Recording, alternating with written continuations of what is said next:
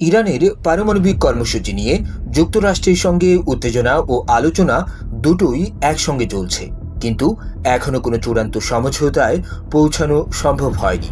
সাম্প্রতিক তথ্য মতে 14 দফা একটি কাঠামোগত চুক্তি স্বাক্ষরিত হলেও সেটি বাস্তবায়নের বিস্তারিত রূপরেখা নিয়ে দুই পক্ষ এখনো নীরবে নতুন কয়েকটি খসড়া চুক্তির উপর কাজ করছে। এসব প্রস্তাবে ইরানের ভবিষ্যৎ পারমাণবিক কর্মসূচির মতো অত্যন্ত সংবেদনশীল বিষয়ও অন্তর্ভুক্ত রয়েছে।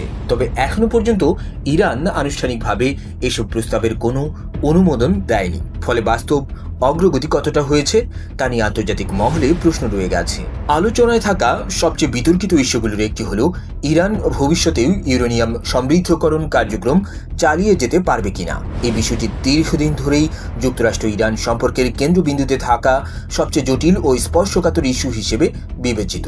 CNN এর প্রতিবেদন অনুযায়ী এখন পর্যন্ত ইরানের পারমাণবিক কর্মসূচি নিয়ে কোনো পূর্ণাঙ্গ ও চূড়ান্ত চুক্তি সম্পন্ন হয়নি। ফলে সাম্প্রতিক কাঠামোগত সমঝোতা থাকা সত্ত্বেও গুরুত্বপূর্ণ পারমাণবিক বিষয়ে আলোচনা ও দর কষাকষি এখনও চলমান। বিশ্লেষকদের মতে এই আলোচনা শুধু পারমাণবিক নিরাপত্তার বিষয় নয়, বরং এটি ভবিষ্যতের মধ্যপ্রাচ্যের ভূরাজনৈতিক ভারসাম্যের উপরও বড় প্রভাব ফেলতে পারে।